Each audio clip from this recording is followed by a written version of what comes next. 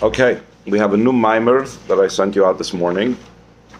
It's on Shabbos, Parshas Mesa'y, Mנחem of Tavshin Mem Beis. At last Maamar we learned was on Parshas Mesa'y. Today this Maamar is going to be on Mesa'y. Eila Mesa'y b'nei Yisrael. And these are the journeys of the Bnei Yisrael that went out of the land of Mitzrayim to their hosts, armies, through Moshe and Aaron.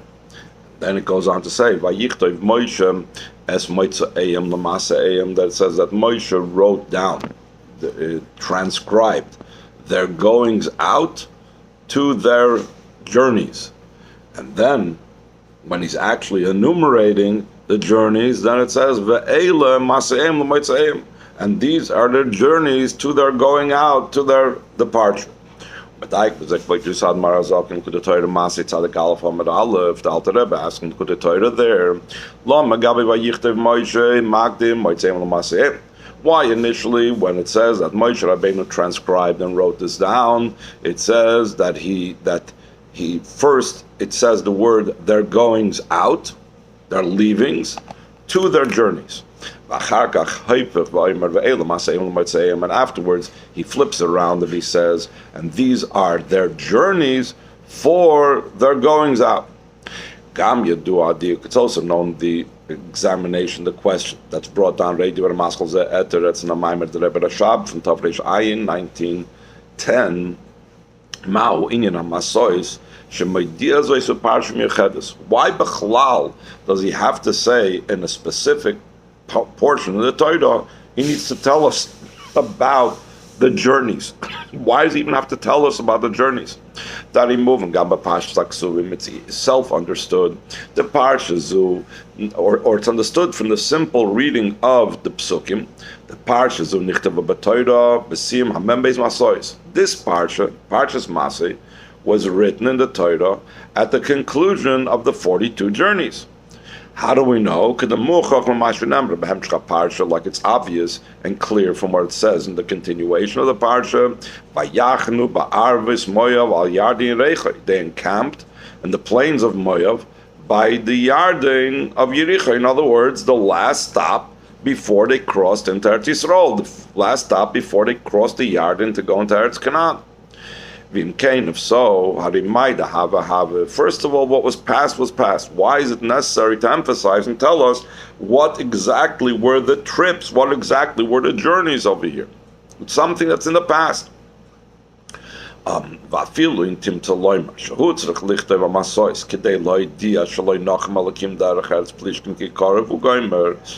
Perhaps you'll say as follows.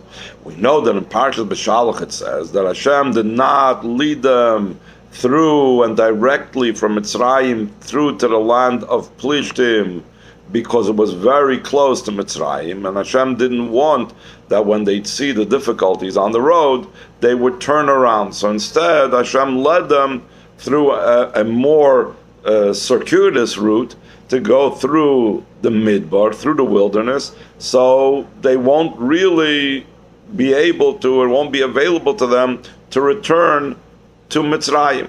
So therefore, to emphasize this and to show this, to demonstrate this, he says, here's where they traveled. They went here, they camped there, they traveled here, etc., etc. So he says, Adayin ain't a movement. It's still not understood. For that reason, you don't have to go through the entire arichas of the parsha. If so, the Torah could have written this in a shorter version and just said that the Yidden crossed and went through 42 journeys. Doesn't have to go enumerate the details, the names, the how they camped and so on. Is the fact that in the Torah it's enumerated all the 42 journeys, and in many of them there's also many details shared. The events that occurred in that particular location or that particular journey. So he doesn't even He's not even happy with just telling us they went from point A to point B to point C, but he also tells us, well, in point C, such and such happened. When they were traveling from point Q, this and this happened. How they move, and so it's understood from the fact that the Torah goes into such detail and such a repetitive nature and such a aspect. It's an everlasting lesson and teaching. Like all matters of the Torah is everlasting. So too, when we read Parshas Masay, it's something that's supposed to give us a lesson at present as well. That we have a teaching that we can derive for all time from knowing the fact that they traveled in these and these locations and these events took place. B'chol mokim, b'chol zman, these lessons are valid and applicable in every place and every time. Gam tzarich lahavin, another question that Rebbe asks, he brings it from L'kutei Torah Masei Peches Amud Gimel, Mashenemar Eila Masei Bnei Yisrael Gomer B'yad Moshe v'Aaron. It says these are the journeys of Bnei Yisrael through by the direction of Moshe and Aaron. Why and what's the connection of the idea of the journey specifically that it was through and done by Moshe and Aaron? And even more so, the question is, it wasn't entirely through Moshe and Aaron. Additionally, the L'kutei Torah over there asks, some, true, it was only a few, but some of the journeys was after Aaron passed away. Then Elazar was in the place of Aaron, so it's not even correct exactly to say that all of these journeys were through and by the direction of Moshe and Aaron. It wasn't really Moshe and Aaron's entirety doing these masos. By the masos, by the journeys, it says, it was when the Aaron traveled by Yomer. Moshe said, Kum Hashem, v'yafutzei rise up Hashem, and may your enemies scattered, v'yanusum sanechem panecha, and may your enemies and your haters run away from before you. Benucha Yomer, when they came to rest, it says, Shuva Hashem, Rivavos Alfi Yisrael, or Rivavos Alfi Yisrael, return Hashem, or settle Hashem upon the tens of thousands of Yidden. And we need to understand, and this is also from L'kutei Torah Masei Tzadik Beis Amud Aleph, Im Kain, Ma'u Inyan HaMasois Kishaloi Hoya Adayin Ha'aron. Since there was this special connection between the journeys and the Aron, to such a degree, there was such a special connection between them, that because of that he pointed out how they described and what they said when they traveled in connection with the Aron. So if so, the question arises, what idea and what was the Masois about when there was no Aron with them? In other words, before the Moshe Rabbeinu came down from Har Sinai with the Luchos and they placed them into the Aron.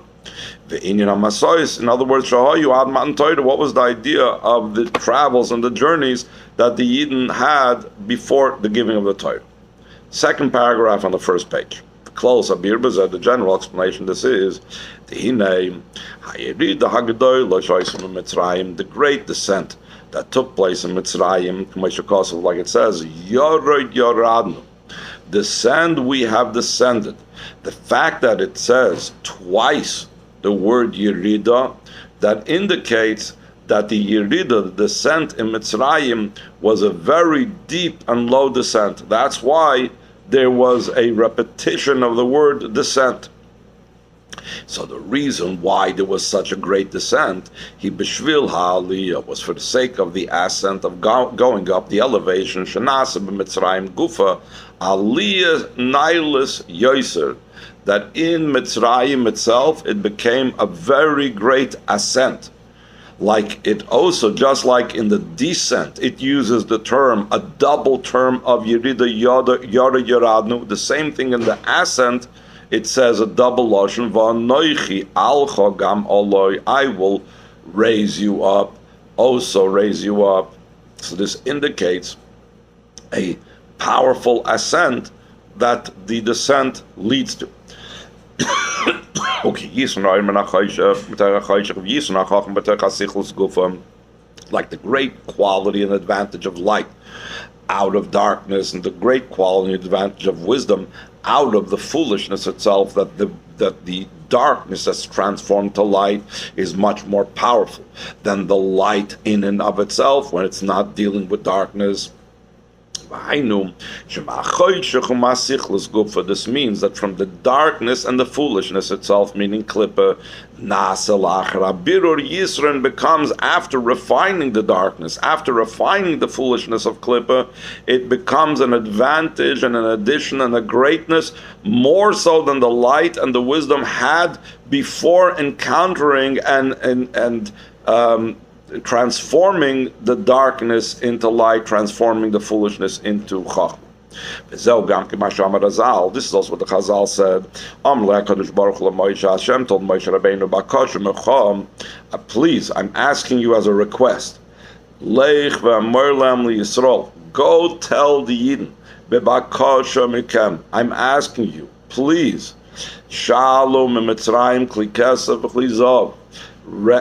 borrow from the Egyptians silver and gold vessels. So that tzaddik, meaning Avram Avinu, should not say and come with complaints and say that Hashem fulfilled what He told me. Hashem told Avram Avinu by the bris bein absarim that I will enslave them and I will make them suffer. And then Hashem also told them, if the Yidden do not borrow from the Mitzrim silver and gold, so then and then where it says afterwards that I will they will go out with a great wealth, He did not fulfill on them. So therefore Hashem told Moshe Rabbeinu, please tell the Yidden, please ask of them to make sure so that Avraham Avinu does not come with any kindness to me to borrow items from the mitzvah. So the Rebbe asks on this, seemingly it's not understood. Yidden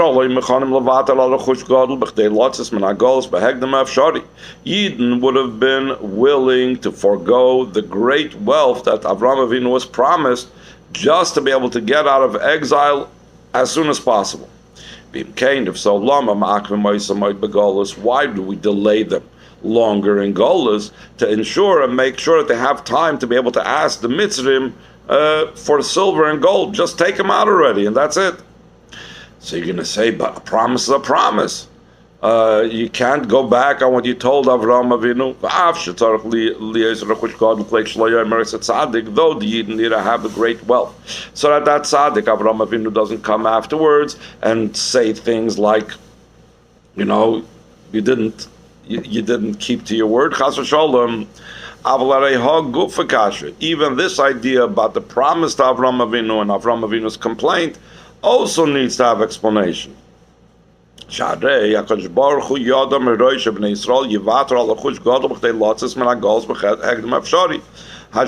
knew already, initially, when He told Avraham Avinu this, when He promised him this, when He told him this by the bris bein absarim, by the covenant between the parts, that Yidden would rather go out a minute earlier from Mitzrayim than getting the great wealth, taking along the great wealth. So therefore, why initially did Hashem tell Avraham Avinu this? Why did He initially promise Avraham Avinu that they will go out with great wealth? But the idea behind this is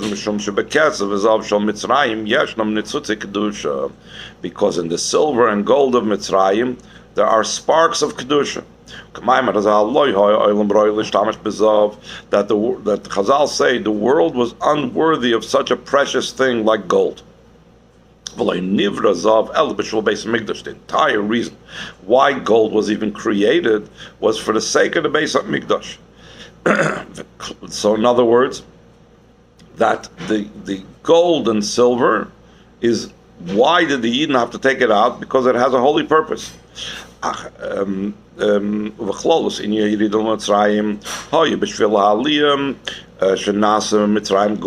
the very descent into Egypt was just like the very creation of gold. Just for the ascent that happened from Mitzrayim itself. That he's elevating the sparks of Kedusha that are found in Mitzrayim. Therefore, there was no option. They couldn't say, we'll go out earlier without the great wealth, because the entire purpose of going into Mitzrayim was to bring out and extract the wealth that contained in it the sparks of Kedusha in it.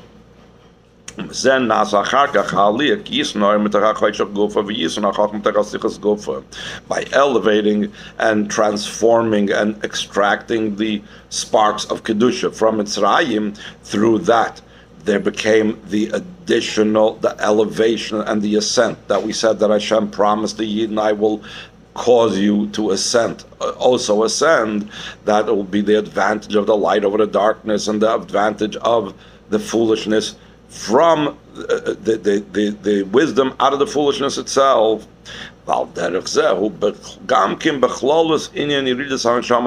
Just like it was when they went out of Mitzrayim, so too it's the general descent of the neshama down here below. The neshama descended from a high plane, from a high building, to a deep pit and dungeon. Top of the next page, that the descent is for the sake of an ascent. Through the neshama descending below and refining the sparks is birudim elu gufa nasa aliyah b'neshama hatzma, and these refined sparks and this what he's accomplishing, that causes an ascent, an elevation in the neshama itself.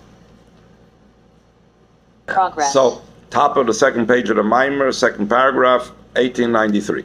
Who the explanation of this matter is the Ne'amar Azal Chazal said,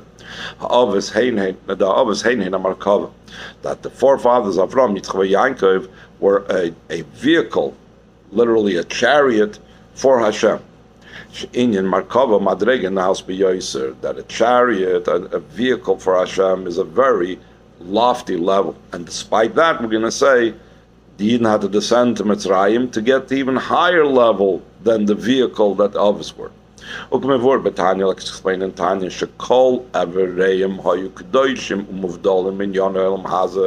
all the limbs and organs of the Avos were holy and separated from matters of this world,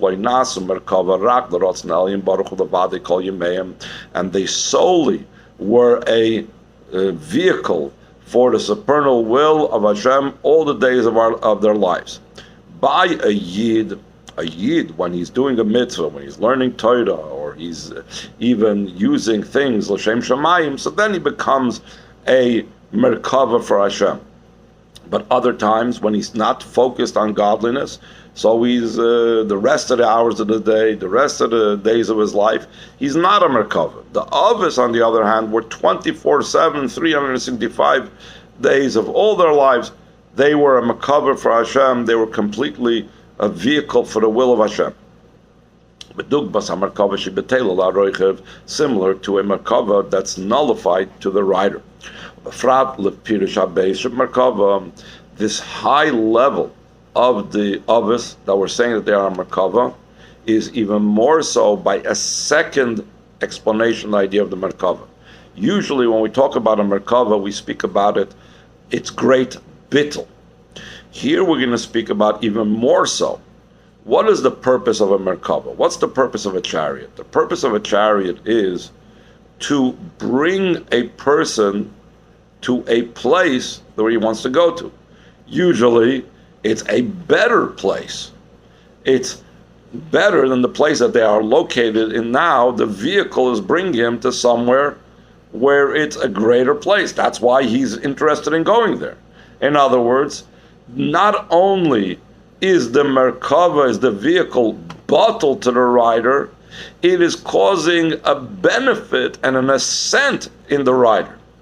In a similar vein, when we say the Avos are a merkava to Hashem, it's not just about how bottled they are to Hashem, but even more so that they cause an ascent, they cause an elevation in Hashem. Let's see it inside. In that fifth line in the second paragraph, Shal Yoda, through the Merkava Nasa Aliyah Gam Lamaila, there becomes an ascent also in Hashem above, because the others were a Merkava to Hashem. Kedugmas Merkava, just like a physical vehicle down here. So that a rider should be able to reach his destination, that he wants to come over there. Notice the term Mechayz Cheftzoi, the location of his desire, where he desires to be there. In other words, he has an interest. This is something desirous to him. This is something enjoyable to him. So he needs a Merkava.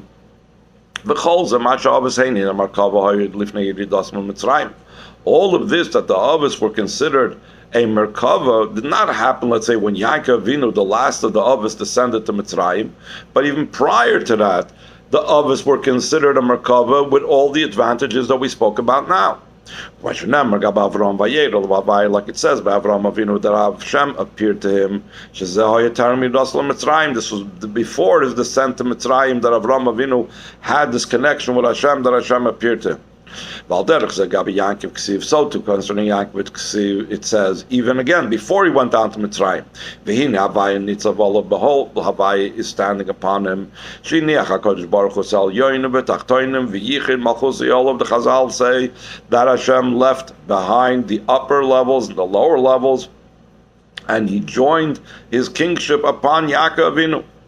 This was by Yaakov Avinu even prior to his descent to Mitzrayim. And despite this great and high level of a Merkava that the Avos had prior to going into Mitzrayim, there still had to be the descent of the Avos from Eretz Yisrael to go into Eretz Mitzrayim. Except for Yitzchak, that he was, because of the Akedah, he was considered a complete Oila, and Chutz La'aretz was unworthy of him. So Avraham Avinu had to descend to Mitzrayim because of the hunger, and then was the whole story with Sarah being taken captive. Yaakov Avinu went down to Mitzrayim. So from this it's understood. Through the descent to Mitzrayim, became a much greater ascent, that they benefited and reached even a higher level than Merkava that they had prior to the going down Mitzrayim, and afterwards when they went down Mitzrayim. Not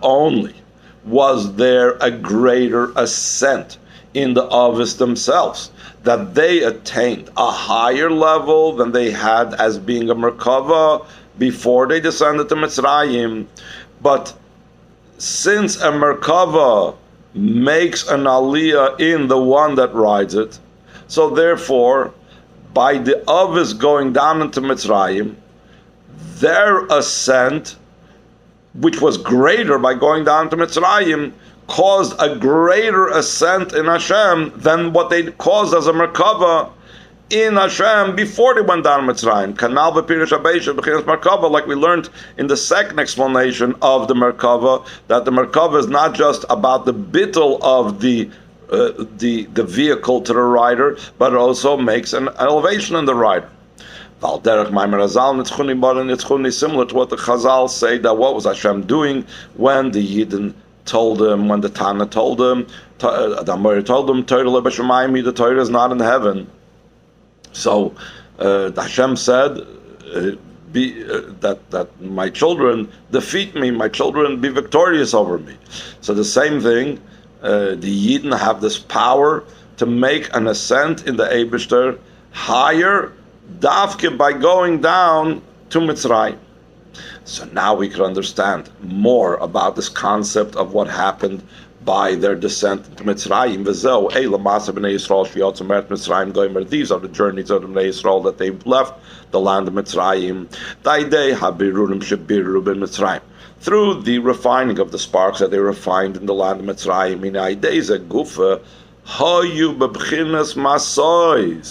through that itself, they were in a way of journeys. Just like we said, the vehicle, the Merkava, is something that makes it travel, makes it journey, makes it go on a trip, an elevation, aliyah lamayla, going up higher. The Yidden and both Hashem had the Mas'ei Eretz Mitzrayim because they went to Mitzrayim, because they had the descent into Mitzrayim. They had journeys, trips, a Merkava higher even than the Merkava of the Avos, journey of bringing themselves, the Eibishter, to a higher place.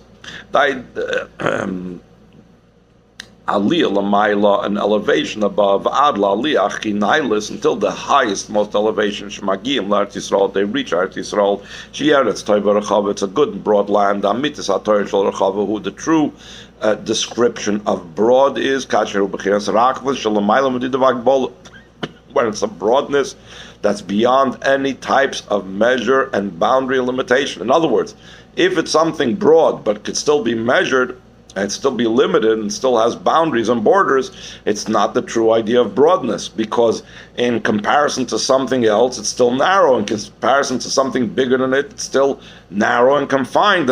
But when we have the Eretz Toiva Rechava, without any qualifications that it's a broad land, that means that it's truly and completely broad, that it's impossible for it to be confined. If there's some type of measure and some type of boundary, it's not the true idea of broadness.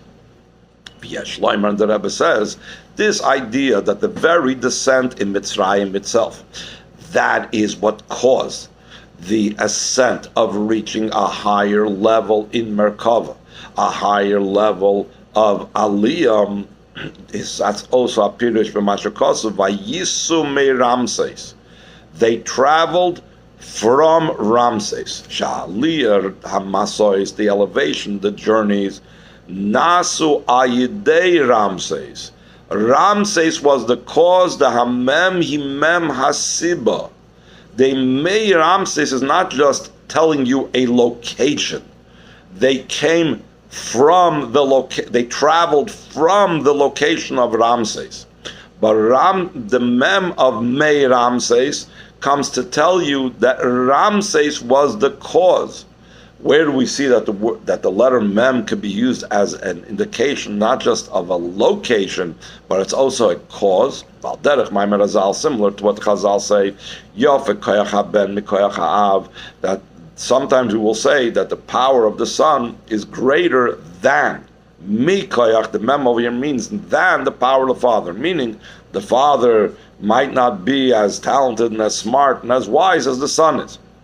But one of the explanations, especially Chassidus explains, one of the explanations in this Maamar Chazal is the very fact that the son's power is great.